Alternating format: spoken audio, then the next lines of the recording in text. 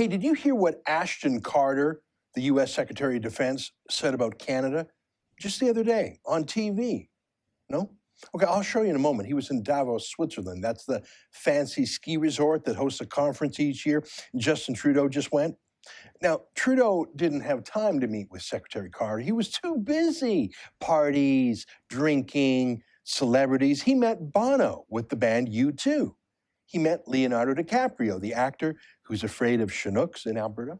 He met Kevin Spacey, another actor, and they loved him. So, not really time to meet with Secretary Carter.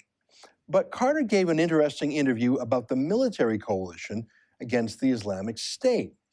Maybe the huge crowd of Canadian journalists who followed Trudeau to Davos caught the interview? No. I checked the database Infomart, and none of the media in Canada mentioned what Secretary Carter said. Well, they were too busy, our journalists, either partying with Trudeau or writing important news stories like this CBC reporter did about how amazing Trudeau's choice of socks is.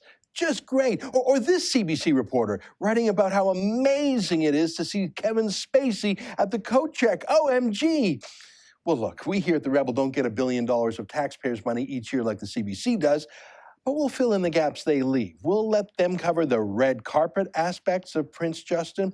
We'll cover the policy stuff. Here, take a look at the interview of U.S. Secretary of Defense Ashton Carter right there in Davos, courtesy of CNBC.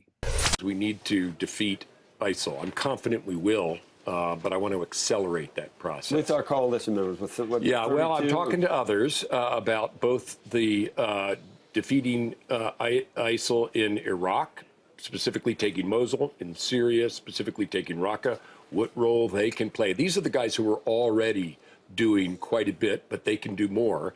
And then in 2 weeks, I'll bring together the defense ministers of everyone else who is on paper a member of the counter-ISIL coalition, but many of them are not doing enough or doing nothing at all. The United States doesn't ask people for favors, but we don't grant favors either. And so we're looking for other people to play their part, and by describing our operations plans, they can see how they might fit in.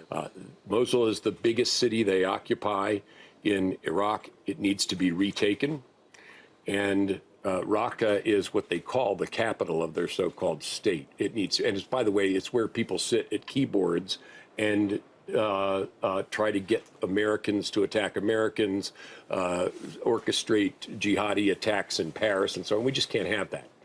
So we need to destroy them in those two places. And I'd like to get on with that as soon as possible. As I said, we're prepared to do a lot.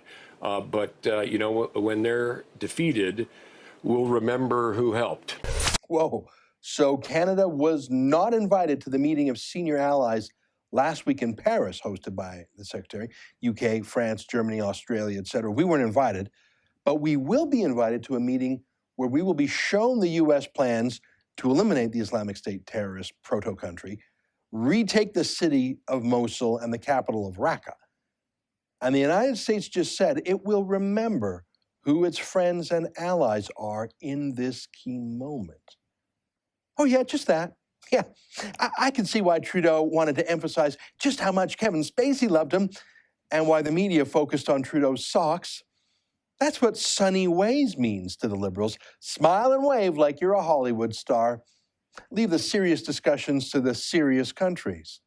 I know that suits Trudeau and the Liberals, and it seems to suit the media party too. But is that what would suit most Canadians? For the Rebel.media, I'm Ezra Levant.